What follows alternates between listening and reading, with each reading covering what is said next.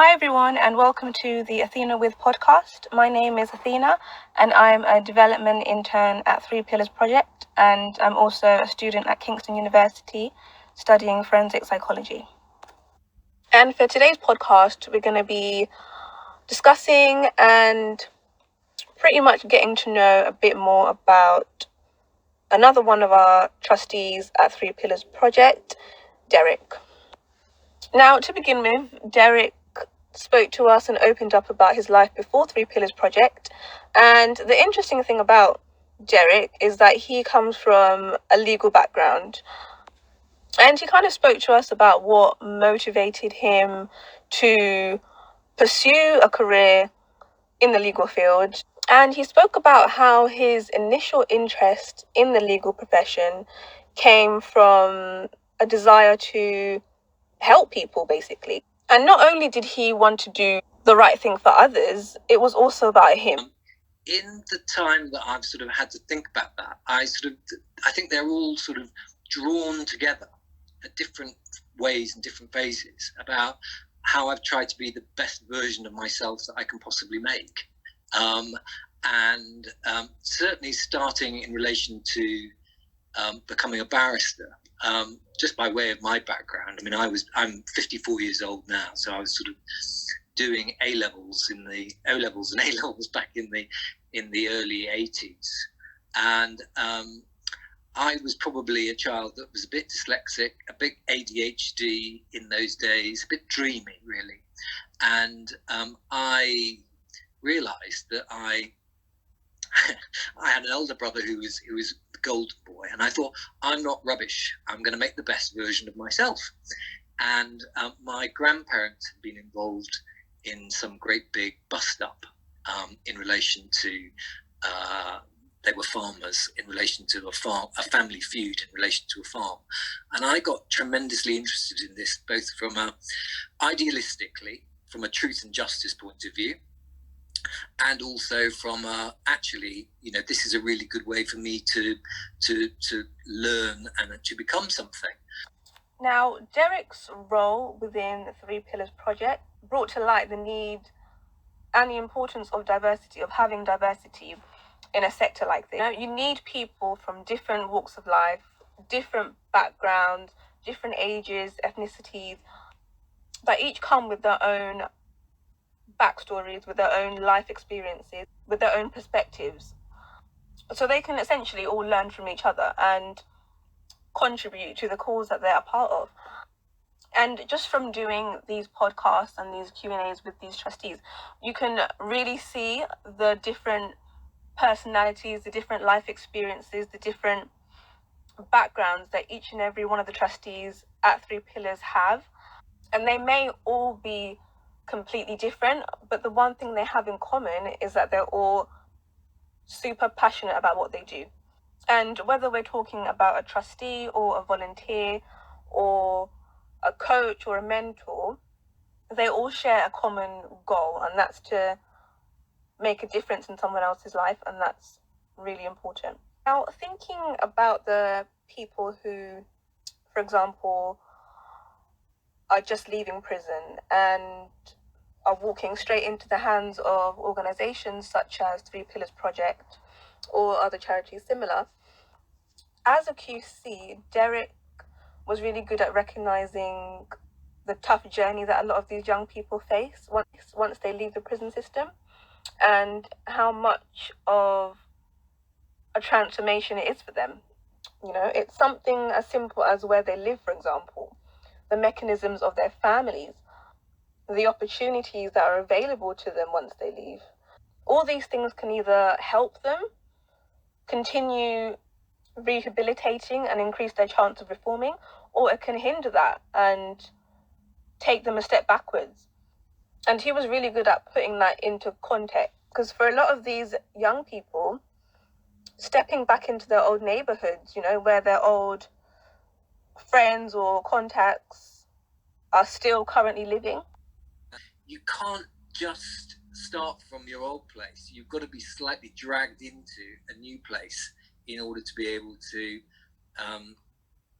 leave the other behind, and actually to open your mind to see the different. You can't actually see what you've been doing until you're out of it. And you can only do that from a vantage point of being somewhere else. So I completely agree with you. I think it's one of the things that, in a sense, I am really, really conscious about what we are able to do and the extent to which 3 pillars, in many ways, the people that we're trying to help have got some really difficult situations that they're in, obviously practical. It requires an enormous strength of mind, as well as some assistance as well as lots of assistance to get anywhere. And for me, I think the biggest transformation needs to come from their mind and, their attitudes, their beliefs. Have those changed? Have the criminal ideals that they used to live by before they went to prison changed? And research in this area can tell us a lot. Research has shown that neighborhood characteristics whereby prisoners return has a huge effect on reoffending rates and future incarceration. And the key things that contribute to this are addiction, violating parole, mental illness, unemployment, negative social and neighborhood influences. All these things can contribute to either reoffending or future incarceration for these men. And I think the key point here is no matter how much transformation someone goes through during their time in prison or maybe just after they've left prison, to change their behavior, their attitudes, their beliefs, they still have to come back home to the same environment they left behind. And in most of these cases, those environments are going to hold the same challenges, the same disadvantages that they did before. And going back to what Derrick said, it takes a tremendous amount of strength to come out of prison a changed person to an unchanged world. And that's what a lot of these men have to deal with. And something that Derrick said really hit home with this point and resonated with a lot of people. As a whole, not least because I could see that on the ground, what you were dealing with was not telling people how to be better people, but actually developing contacts and connections with people in which you could show different ways in which groups can communicate with each other. And they don't need to be, you're looking for a difference between a gangland culture, of course, and a mutually supportive and reinforcing culture. And teamwork sport stuff allows those sort of connections, it seems to me, to develop in a natural way rather than a lecturing way. Said really hit home with this point and resonated with a lot of people when he said it's not about telling people how to do better. And by that, he meant it's a development process. It's about developing those individual contacts, those connections with these people to almost show them a different way of communicating and interacting with others, and hopefully slowly but surely moving them away from the gang mentality, the criminal mentality that previously shaped their norms and values. And again, this isn't going to come overnight. It's going to take time, but with time and with effective support, it will happen and it will enable them to help themselves. Now, as a trustee with 3 pillars, Derrick has been great at using his role to advocate and to support causes that relate to 3 pillars projects and relate to what they do. And he used a nice little quote to kind of describe what he does: picking up the pieces where things have gone wrong. Now, he kind of talked us through a recent experience of where he kind of used his role as a QC and used his legal background. Thing that I've done most recently, I suppose, is, I don't know whether you know about Steve the boxer O'Mara, who's the boxer who does training sessions down at the Black Prince Trust, and he is somebody who's worked as a trainer for Three Pillars, having come out of prison, having been spent, I think, 5.5 years or 5 years in prison for in relation to a stolen goods, drugs and stolen goods kind of matter. And one of he's been trying to get back his boxing license from the British Board of Boxing. And so one of the things that I've been involved in is writing, he'd been turned down on the basis that he'd first of all been given encouragement that he would be allowed to get a boxing license at some point, but not quite yet. And then when he applied again, they'd changed the tune to say that actually we don't think people who are out on parole, which is what he is for 5 years, the second part of his sentence, should be allowed to get a boxing license.